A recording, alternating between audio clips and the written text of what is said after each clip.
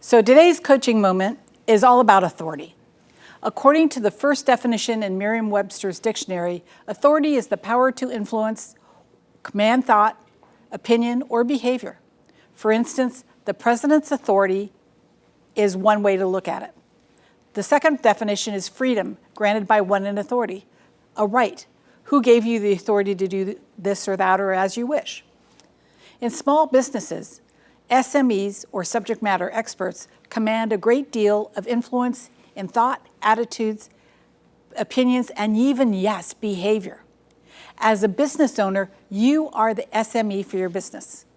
As a business owner, you may even be the SME for your industry. As a small business owner, you are all of that for your clients, your employees, and your vendors. Why is authority so important? Authority is a powerful attribute. Having the ability to form opinion, command thought, or influence is what everyone online is seeking. That special something that connects people, communication, trust, respect, and maybe even admiration. How does an SME claim their authority in the industry or business space? They will do several things. They'll speak on stages. They'll host events. They train. They have articles published. They blog on social media. They write books. They are on TV. They get interviewed, and they advertise. So how do you start? Create your own persona or avatar based on your business core values. Be clear on your message. Be consistent with the message. Keep the subjects and topics you speak on consistent. Make sure you are engaging your target market when you speak. Build your library of talking points. Say yes to opportunities that put you in the SME spotlight. Write a book. Be a thought leader. Business owners read voraciously. We read about trends, strategies, tactics, marketing, labor, and influence. One of the most impactful ways to claim your authority is to write a book. There are many ways to write a book. A collection of blogs, stories from your website, your founder's story, the business journey. The list goes on and on. There's no greater day that you will have than the day your book arrives on your front doorstep and you see your name in print. To be honest, writing a book is no easy task. There's a science to writing, a format that needs to be followed, a dedication to write, edit, and rewrite. Authority is easily given to the author who is willing to think about creating their own authority. Our guest today is Robert McFarland. As a best-selling author, conference speaker, executive coach, and business growth expert, Robert McFarland is committed to making ideals actionable. Whether he is helping a serious business owner generate more clients or close more sales or increase their overall revenue and profits, he equips business leaders to achieve their goals quickly. Robert has 2 best-selling books, Dear Boss, What Your Employees Wish You Knew, and Dear Employee, What Your Boss Wishes You Knew. My guest today is Robert McFarland. You're tuned into Big Ideas Small Business with Doreen Milano. Doreen brings energy, focus, and creativity with the most cutting-edge tools and systems needed to grow business, drive profits, and achieve dreams. Ready to rise? Here's your host, Doreen Milano.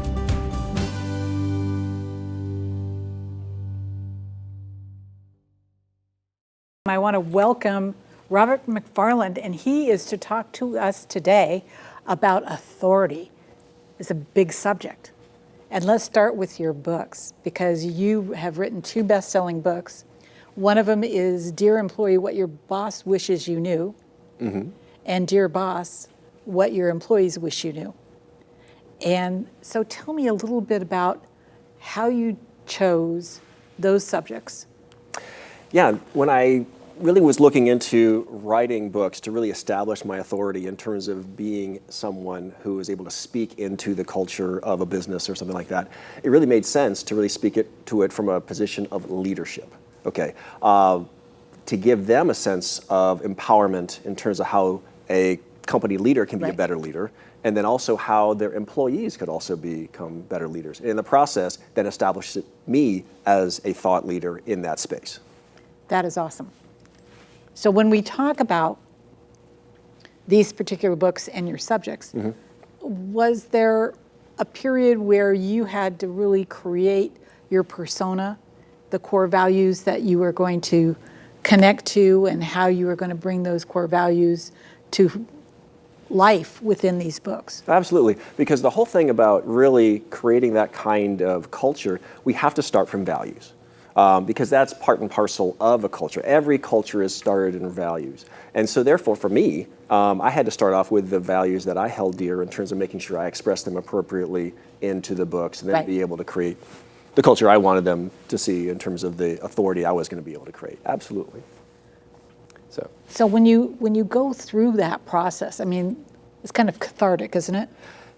Yes. We learn a lot about ourselves in that whole process. I bet. So it's not, people think you can just slam a book together, and when you're doing something like this, you really have to go through that internal process of how you want to communicate, what you want to communicate, and how it really reflects who you are or the persona of you, the author. Absolutely. Because I will say writing a book is not for the faint of heart. It's something that we really, it's very personal. It's a very personal process to really understand enough about ourselves to be able to put that on paper. Because obviously I have to wrestle with my own stuff in terms of being able to get to the point of being able to help someone wrestle with their stuff in terms of becoming a better leader of people or better leader of themselves. That is absolutely true. I mean, I found it, no matter what I do, I've got to be able to walk that walk and talk that talk and be absolutely authentic in that journey. That's really key. I think authenticity is probably one of the most underrated things in terms of really being able to speak into a culture or speak to anybody from a position of authority. Because if we're not really going to be real with ourselves, we can't really be real with other people. So we really have to be able to figure out what it is about ourselves that we want to be able to project in an authentic way for us to be able to establish relationships and to be able to then start the conversation and for us to then be able to stand in that position of authority. So like you said, in terms of the whole idea of authenticity, we got to really get real. And then that then creates real conversations and it allows us to be that thought leader in the process. So getting okay with your failures. Absolutely. Getting okay with what you really did wrong and what you learned from it. Exactly, because many times we talk about our successes, we create competition. However, when we talk about our failures, we end up creating community. And that is crucial in terms of creating that kind of relationship, that kind of following that we want to be able to have in terms of creating that kind of authority you mentioned. Do you believe that being vulnerable actually creates empathy? Absolutely. And when we stand on our high horses and are really entrenched in our ego, we actually push away that empathy. Oh my gosh. When we really think that we're the greatest thing since sliced bread, then that really pushes off people. And when we may think that, having that kind of misplaced confidence is somehow attracting people to us, actually repels people from us. When we actually stand in our failures and have confidence in ourselves despite our failures, that attracts people to us. So that's a powerful thing. So when we talk about thought leadership as part of being authority, being an authority, and being seen for that thought leadership, how has that changed your business from the standpoint of, we all go through a process, right? We start here, and then we grow and we learn and we evolve as human beings. Absolutely. And through that evolution, we go from here to here, and here is the new place. So how do you see your journey from before you wrote these books to today? Yeah, so in the process of actually writing the books and then becoming a best-selling author, there is now, because I have written those books, now people look at me differently. Because now I am perceived as a thought leader in the whole leadership space. And so, not saying the thought leader, but a thought leader. And I think a lot of small business owners can really miss the fact that they can actually speak into someone else's situation by really being able to understand how they can then be able to be a benefit to other people in that whole process. So I think it's important for them to understand that they can then be a leader, and because they're already a subject matter leader. Yes. And then, but it then is translating that into, through the process of empathy, through the process of relating to other people, that they can then be a help to them and establishing authority to help others then be able to benefit from their experience.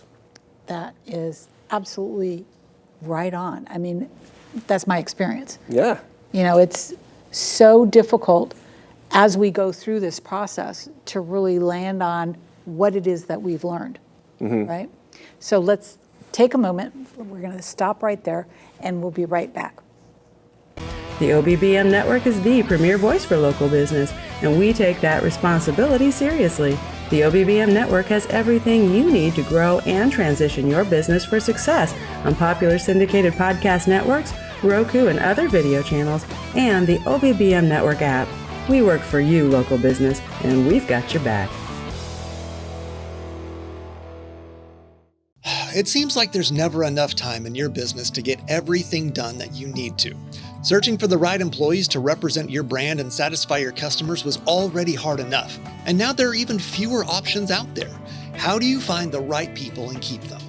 My name is Terrel Tipton with Insperity, and we offer HR services that make your company make sense. Too often, local business owners take on HR activities wanting to run their business on a shoestring, but that can mean sacrificing revenue-generating activities that allow you to continue to grow and serve your community at the level you want. Call 972-409-4316 today.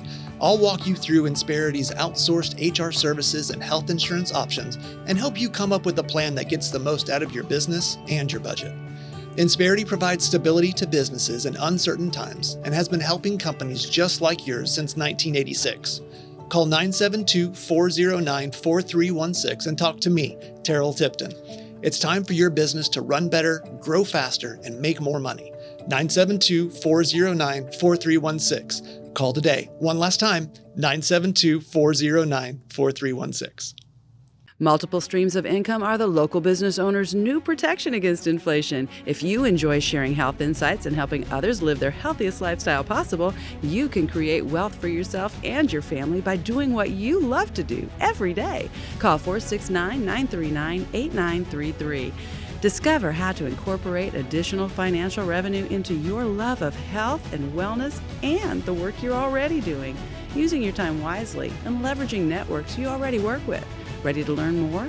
Join the Wellness Institute's Carola Bradas, subject of the book, Look Beyond Tomorrow, to help even more people realize their potential and achieve their health goals.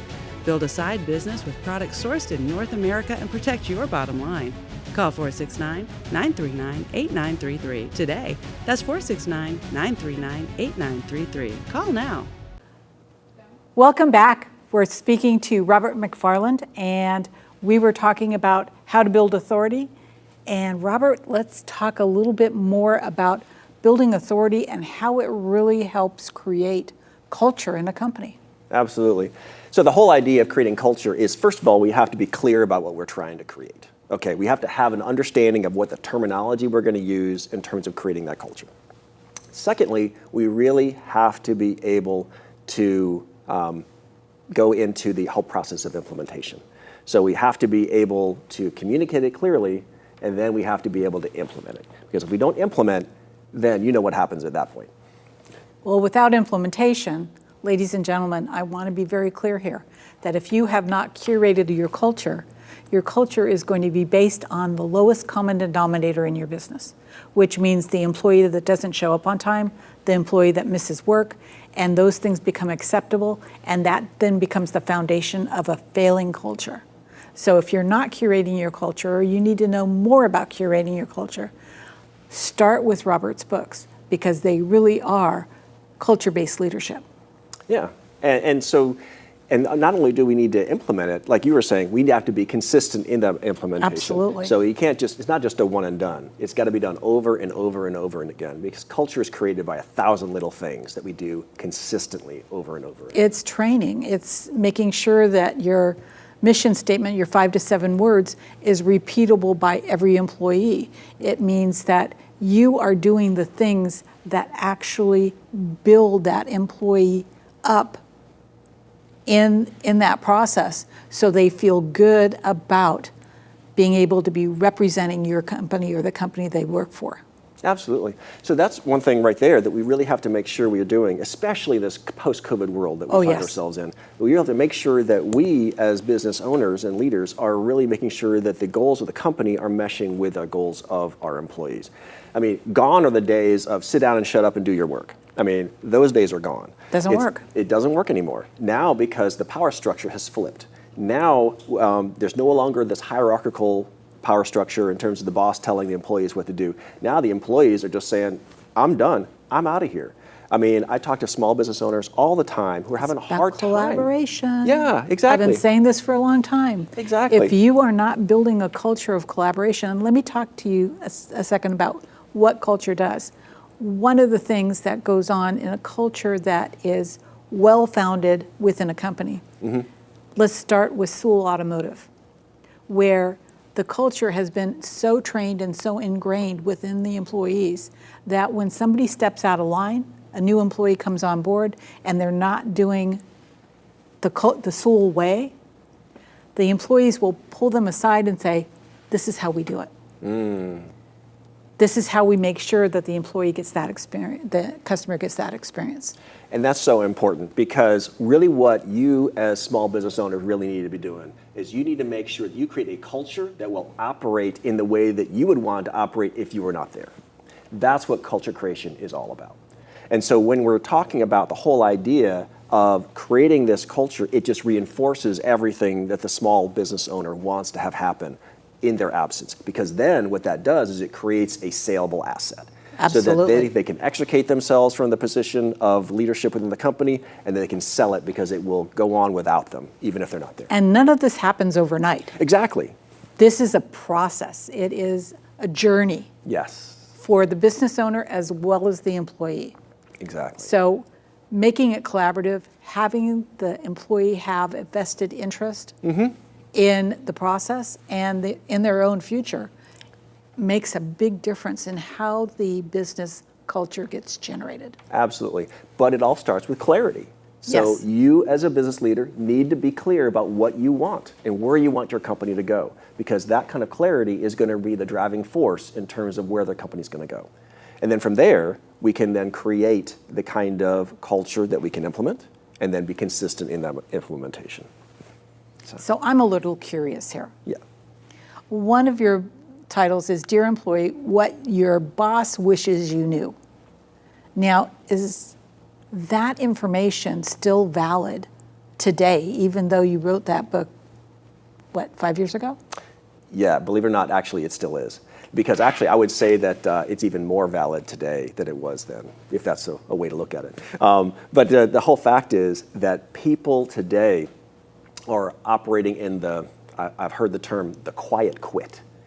Okay, so they kind of check out mentally, and they're just kind of working enough to be able to Get their paycheck. Get their paycheck, but they've checked out mentally. They're no longer really trying to contribute to the company, and they are a liability to the company at this point. They're the cancer. Yeah, and just right now, but they perceive that they have the power because the power structure has flipped, and so they can continue with that kind of minimal effort because the boss knows he can't fire him, or thinks he can't fire him.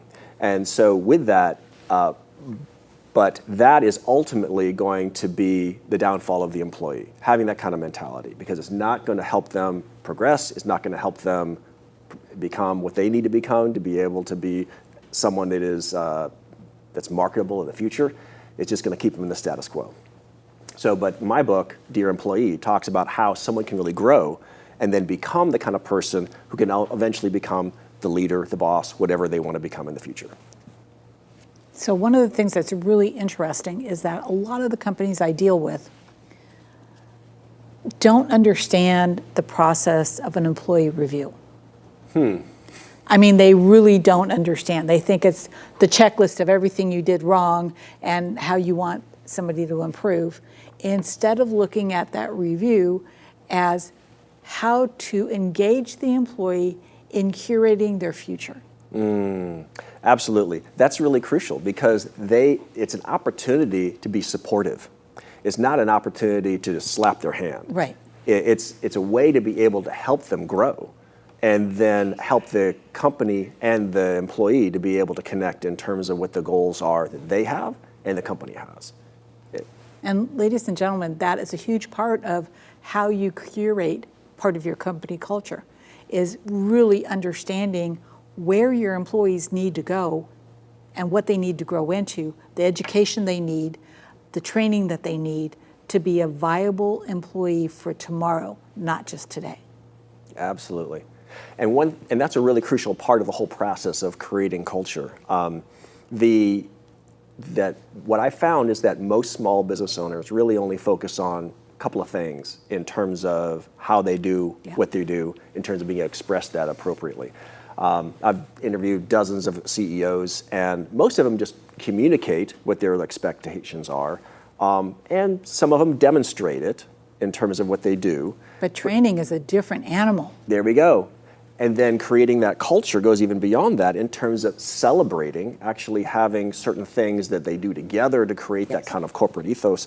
And then beyond that, it's the curation process, really being able to capture what it is, the essence of the company in terms of what's best about it, to be able to make sure that gets passed on. So this is a big deal, ladies and gentlemen. I mean, in your business, yeah, this is a big deal. Absolutely. I mean, and because like you said before, the whole idea of employees being able to pull other employees aside to be able to say, hey, this is how we do things here.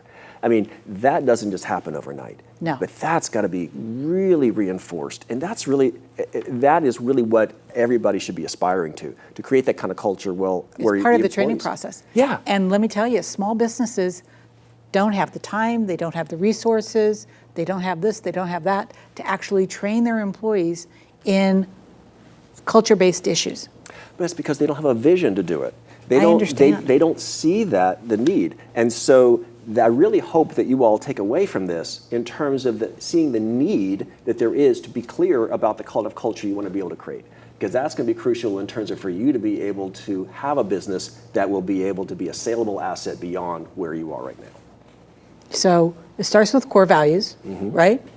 And core values are actually company commitments to not only the client base, but the employee base and the vendor base. Absolutely. It's how you behave. Yes. Right? And as I think you rightly said, it's got to be done in all facets. So it's not just customers, it's not just employees, it's not just vendors. It's suppliers, it's a community. Everybody. It's everybody. It's how you operate. And that's got to be sacrosanct. We can't really just play fast and loose with that. That's got to be how we make decisions in every case. Yes, I believe that. Absolutely. So in the second book, What Your Employees Wish You Knew, Dear Boss, what is the message? I mean, what is the value that you bring from that perspective? I think what really is important in that role is for bosses to really realize the impact that they have. And they need to be realizing that how much their leadership will impact everything in the organization. Because one thing that people don't realize is that the company is going to be remade or made in their image. And that whatever they do, whatever they don't do, is going to be passed on to everybody else. And so they have to be really intentional about that. Otherwise, all those bad habits they have, guess what? Everybody else is going to pick up as well. And whether or not they teach it or not, it just comes out in osmosis. That's right. But that's why it's the intentionality that they need to bring to their leadership that then will affect everybody else. Well, a lot of companies, the leaders are hiring people that are just like them. Yes, exactly right. So if we have codependence as part of the personality, you have a business full of codependents. Exactly. Right? Now, I don't know if that's healthy or unhealthy. I'm not the person to ask. But what I can tell you is that that particular trait is going to create some very big problems for that business as it matures. Absolutely. And so instead, a small business owner really needs to be able to have that kind of reality check in terms of, okay, what do I do well? What do I not do well? And I need to find other people who can support me where I'm weak. Yeah. But that takes the hard conversation with yourself to be able to recognize, okay, where am I weak? Take the ego, put it over here. Exactly. Don't put it in front of you. Move it to the side, and then let's talk. That's right. Right? Do not have the luxury to be able to nurse that ego. No, none of us do. So let's take a moment. We're going to take a commercial break, and we'll be right back. Move freely, America, without medical restrictions or penalty. Without medical freedom legislation in place, our rights and freedoms are one vote away from being dissolved. Move freely, America, with one voice, without fear of retribution, achieving a common goal, medical freedom. We the people make our voices heard by connecting with state legislators and engaging a constitutionally compliant medical Bill of Rights for all citizens. Individually, change is improbable, but as an aggregate, attainable. It's time to act with one voice. My voice. And my voice. And my voice. And my voice. To protect our freedom, creating one voice that cannot be ignored. This requires your voice, too.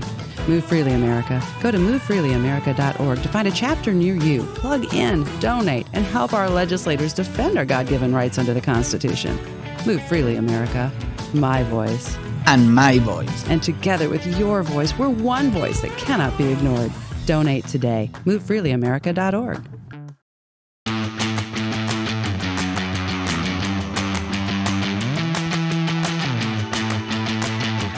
How long has it been since you've updated your brand or restocked your promotional items? The more often people see your company logos and taglines, the more often your company comes to mind. That top-of-mind thinking is exactly what grows businesses and generates revenues. So at Big Feet Creations, I've dedicated my time and talent for over 30 years designing and illustrating print and digital products that people love and remember. Now we're adding website design and audio-video editing too. Call Big Feet Creations at 469-450-7350. I'm a big guy, and I've taken big steps to help you grow big. Big Feet Creations, 469-450-7350. Call today.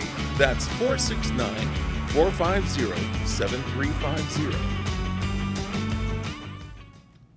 The OBBM Network is the premier voice for local business, and we take that responsibility seriously. The OBBM Network has everything you need to grow and transition your business for success on popular syndicated podcast networks, Roku and other video channels, and the OBBM Network app.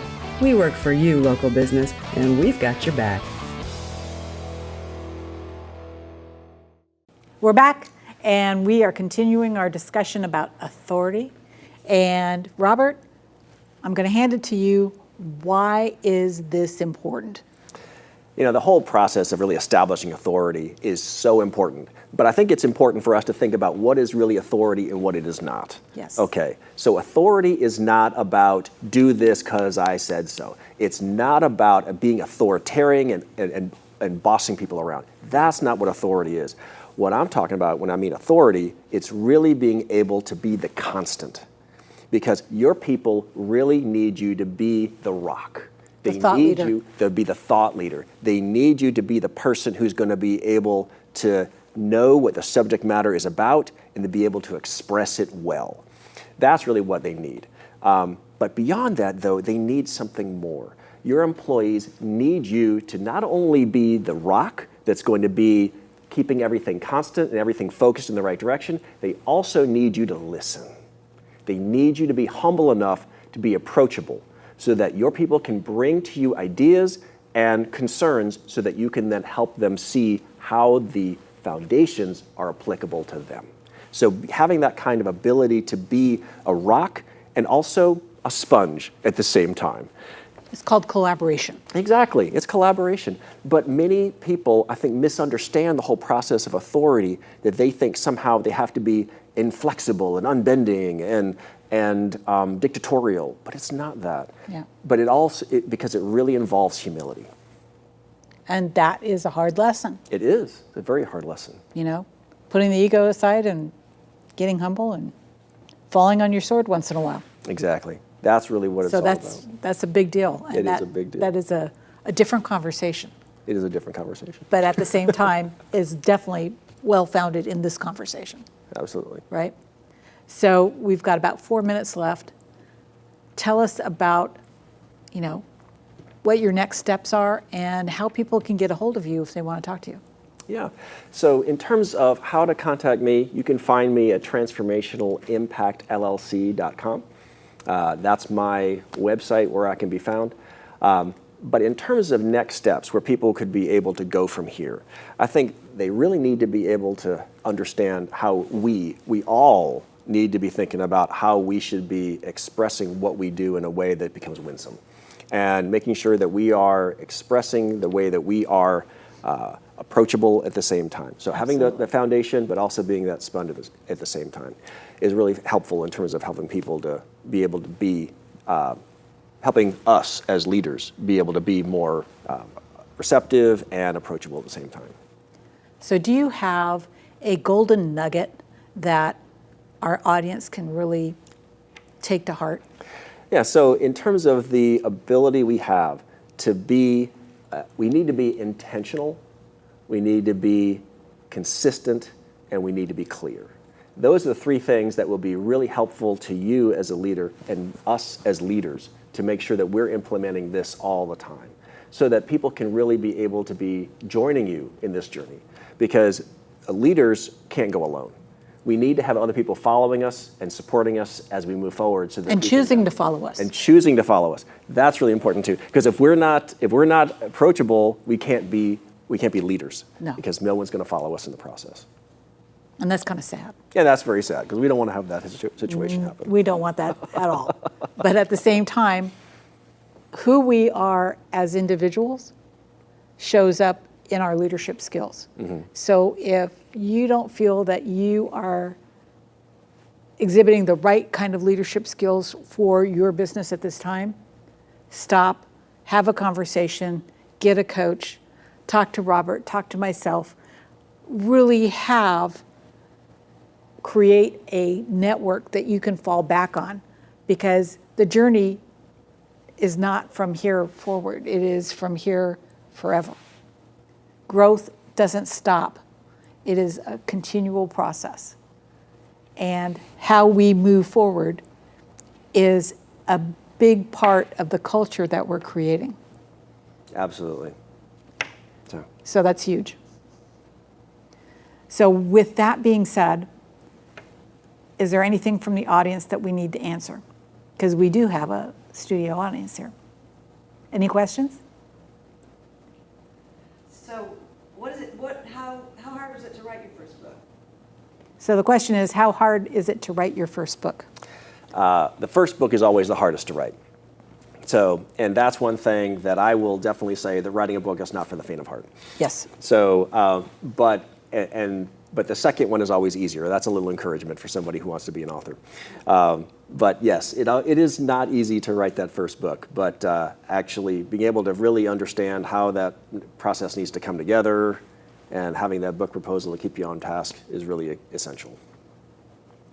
So did you hire a book coach? Actually, I did. So I did have somebody help me walk through that process in terms of what it needed to look like and then what needed to be in there to make sure it was more marketable and then that it would flow.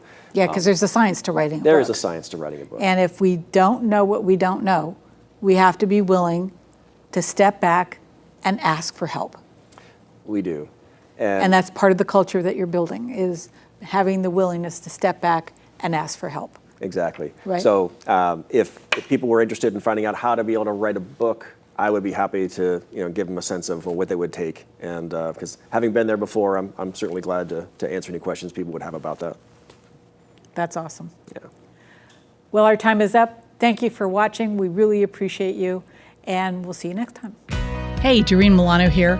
You already know the squeeze family businesses have in acquiring new talent. You could also be feeling that very same squeeze when it comes to growing your business and gaining new clients. What if I told you there was a way to become the employee of choice in your field? How would you like more cash flow, more clients who love you, and employees who feel great working with you and your clients? I've helped hundreds of family-owned businesses just like yours who are now reaping the benefits of plentiful cash flow, increased revenue in the millions, employees who love where they work, and loyal clients. I've spent over 30 years developing the tool chest and working in the corporate space, helping companies of all sizes attain maximum profitability. You are not wrong or at fault. The struggle in family business is very real. Your business needs more cash flow, more profits, more leads, and happy employees.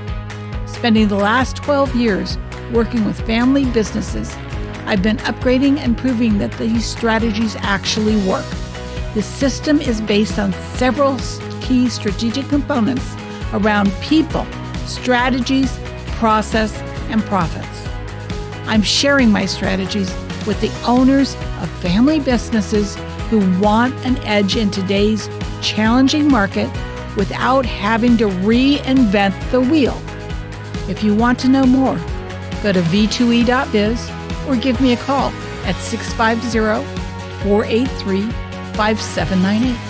This has been Big Ideas Small Business with Doreen Milano. Doreen Milano solves problems for small and mid-market family-owned businesses and service-based industries. To work with Doreen, go to v2e.biz. For guest and sponsorship information, call 650-483-5798. Big Ideas Small Business with Doreen Milano is produced by Offbeat Business Media for the OBBM Network. For OBBM Network programming information, call 214-714-0495. Unauthorized use of any part of Big Ideas Small Business with Doreen Milano without prior permission through the OBBM Network is strictly prohibited.